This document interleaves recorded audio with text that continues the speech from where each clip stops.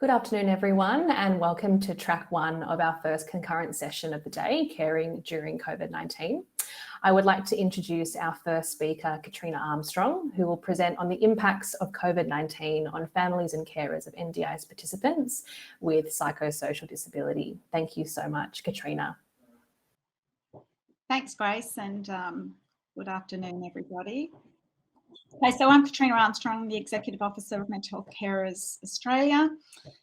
In early 2020, we started hearing through our members and other organisations about emerging impacts of COVID-19 and particularly the lockdowns in early 2020 on families and carers of NDIS participants with psychosocial disability. Some of the emerging themes that was having severe and consequential impacts on families and carers. We heard that while the NDIA had committed to contacting, at that time, approximately 60,000 participants and their families and carers, that many families were reporting that no one had been in contact with them at all. That was including the NDIA, support coordinators, therapists and support workers. So we decided to run a short survey just to validate what we were hearing anecdotally, just to get a little bit of evidence. So we had been invited by the NDIA along with 4 other organisations in April 2020 to provide guidance and advice on some of those impacts, inform what the NDIA could do to provide improved supports. Next slide, please. So, as I said, we conducted a short survey. We did it deliberately. It was brief in partnership with Mental Health Carers New South Wales, which is our New South Wales member, and we received 103 completed survey responses across Australia. Next slide, please. Okay, the main questions we asked were to ask people to what extent they felt that the COVID-19 lockdown had impacted the NDIS support that they normally received in general. We also asked to what extent their role as a family member or carer for the NDIS participant had changed in that time. And we also asked what the top 3 areas that were important to them at that point in time. And we also asked information about NDIS plan reviews and some demographic questions, and if they lived with the person they were supporting before and after the start of the pandemic. Next slide, please. So this is the findings. So 61% of respondents overwhelmingly stated that they felt that the lockdown had impacted their NDIS supports to a great or a very great extent. The particular areas were, you know, as I said, providers, therapists, support coordinators, the NDIA not being in contact. So people were had their services cancelled. So for some carers, that meant that people were moving, their family member was moving back home. A lot of supports were moved to remote telehealth supports, which reduced the level of social contact that the person, the NDIS participant, was having through their support network. And a lot of those impacts were, you know, felt by families and carers. So they were stepping in to provide some of the direct supports that would otherwise have been provided by service providers. There was a lot of fear and anxiety about the virus itself, the impact of the virus on their family member, and obviously the impact of the virus on their own health and wellbeing, and having people come into their home. You know, the virus was obviously, COVID-19 was sort of new to us all at that point in time, so it generated a lot of fear. And there were also financial and mental health impacts both on the participant and their families and carers. Next slide, please. So we asked people around across the functions in terms of the sort of support they provided, as to whether, you know, the impact had increased significantly or to what extent the impact was felt. So, sorry, if you can just go back to the next slide, that's it. So the findings showed that the significant impact related to acting as a support coordinator when the usual coordinator of supports wasn't available, and getting the basics such as food, organising activities, additional expenses and time taken away from the carer's routine. And that was rated as increasing significantly or more than I can cope alone. Next slide, please. We asked people about the top areas that were most important to them at that time. So the family's health and wellbeing, the carer's mental wellbeing, and feeling emotionally and physically safe were ranked as the top 3 areas in terms of importance. And they rated above financial security, me time, physical fitness, eating well, and work-life balance. Next slide, please.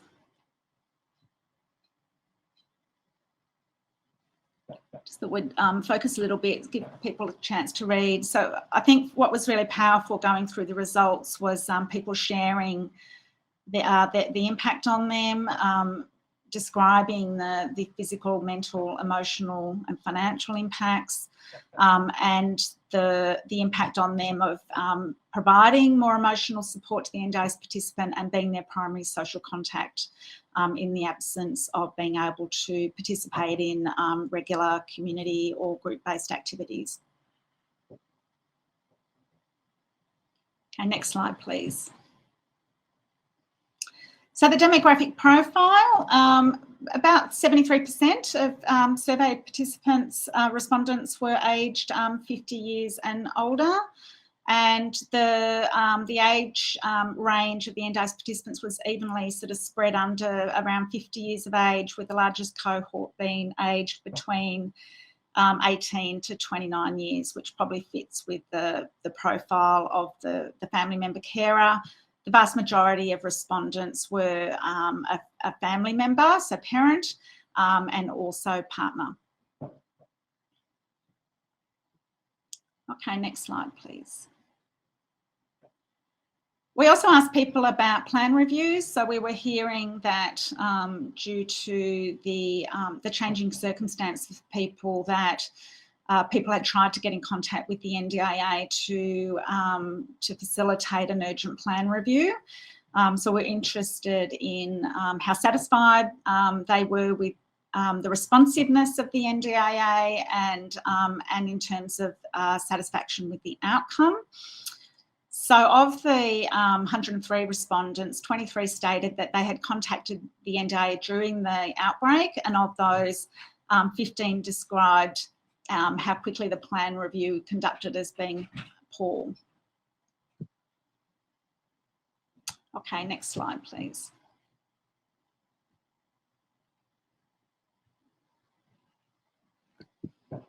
Okay, in terms of recommendations, we made 7 recommendations to the NDIA based on the findings. The first one was around proactive outreach. So we're very concerned that while we were being told that there had been proactive outreach, that this majority of people that we were engaged with hadn't received any contact. So we had suggested that, you know, people should be contacted during periods of crisis. So just in terms of future planning with future national crises, to talk about any adjustments to services needed, the impact on people, and to see whether a review of the NDIS plan is required for the participant. The next recommendation was around additional financial support. So, you know, consideration as to how participants, their families and carers can access timely and adequate financial assistance to supplement their income when required to meet increasing or new day-to-day expenses, including expenses associated with providing the support that would normally be delivered by paid providers, because we were hearing that many families and carers were stepping into those roles. Many people who responded to our survey also worked part-time or were retired, but we do know there's a relationship between the increasing caring role and impact on employment, particularly for families and carers. The next recommendation was around additional mental health supports, so that we asked that the federal government fund additional mental health and carer supports in response to the impact of the pandemic, and that should include dedicated new supports designed to meet the needs of carers in a crisis. We also asked that there's greater plan flexibility in the NDIS with the ability to swap funding between core and capacity building supports to give families and carers a greater degree of control when they're supporting someone about how the funding's used, given that so many supports have either been reduced, stopped, or moved to a remote format. Next slide, please. We did hear that obviously this is true for many people, but there was significant impact on families and carers of NDIS participants with psychosocial disability, particularly in relation to just getting the basics such as food, that, you know, in future, to collaborate with the major retailers to make sure that people could, you know, get access to the basics, you know, groceries, supplies, things like that. We also heard that, you know, there were slow responses in terms of service providers' ability, in terms of business continuity, so understanding how to access PPE, moving to different service delivery formats, and, you know, and being responsive and conducting outreach to people so that they would know how their services would be delivered during those periods of change, and that there should be earlier and clearer guidance from the federal and state government regarding accessing PPE, using PPE, and information for families and carers in particular about what to do with the PPE, what to do around support workers coming into the home, and use of PPE, and how to keep themselves safe, because that came up as a significant issue of concern. Okay, next slide, please. So the findings were presented to the NDIA, would have been July 2020. We know that some changes were made to the way the NDIS responded to the pandemic. We hope it was due to you know, our efforts in obtaining some information across Australia, and however, sadly, you know, we've touched base through our members to find out what's happening now, particularly in Victoria, and New South Wales have now undergone extensive lockdown in 2021, and the issues surrounding, you know, services being stopped or lack of contact, you know, reduction in services or remote, issues around privacy, so people living together where if you're conducting services remotely using telehealth, that families and participants, you know, struggle to have access to privacy to share what's going on for them in that context. So I think there's a lot, if there's any policy makers listening, a lot to think about, things to do now, but also in the future when we face these sort of, you know, national crises. Okay, thank you. Wonderful. Thank you so much, Katrina. A fantastic presentation. I do have a few minutes for questions. I can see that we haven't had anyone ask a question as yet. So please, if you do want to ask any of our speakers a question today, please use the live Q&A function at the bottom of your screen. But I suppose, given that this survey was conducted last year and last lockdown, have you noticed any changes in the second kind of wave and lockdown of COVID-19 this year for people who you surveyed or engaged with?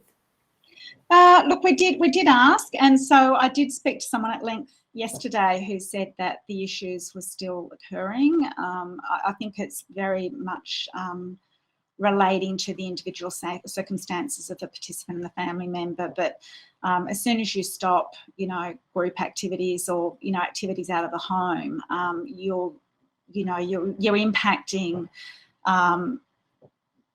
the ability of the person to connect socially with other people, and so it raises anxiety levels for the NDIS participant, a sense of isolation and mental health issues, and that will naturally impact the family and carer, who are often stepping in to provide the emotional support, the reassurance, and the practical support as well. We know that most families and carers want to support the person in the context of their relationship. So, mum, dad, brother, sister, friend, and not feel like they're being a proxy for a service provider when, it is unfortunate. There were practical considerations, we understand, for providers, but I don't think there's been enough recognition on the significant impact that that's had on families and carers and their emotional, financial and social wellbeing in their own right. Absolutely, absolutely. Thank you so much again, Katrina, for your time and insights and such a wonderful presentation. I can just say that we haven't received any other questions in the question box, so I may... sorry, I just had a little bit of a tech thing in my ear. But yes, I think we have just received one question, so I might just quickly read that and then see if you're happy to answer it, Katrina, if that's okay. But basically the question says, where do you think the focus from the government to reduce the NDIS costs is going to next, and what impact may this have? Wow, that's an interesting... You mean costs in terms of the overall cost of the NDIS? I believe so. I think that's what the question has asked. Yes, sorry. Look, I don't have a crystal ball. We do know there's pressures on the financial sustainability of the scheme. Mental Health Carers Australia is putting in a submission today in relation to the exposure draft legislation changes. We hope that is not being used as a mechanism to drive sustainability efficiencies. We hope that government will work with the sector in good faith to hear from us about where some of those inefficiencies are occurring. I don't think it's about, say, for example, penalising people for not spending their plan in full. I think that as a way to reduce costs is inexcusable and it's unethical. We know a lot of people haven't been able to fully utilise their plans because of, impacts around the pandemic. So we do know there are cost inefficiencies, but again, government should be talking to us, talking to the sector to identify where those are. That's probably all I can really comment on at this point. Absolutely. Thank you so much again, Katrina, for your time and for presenting such wonderful insights from your research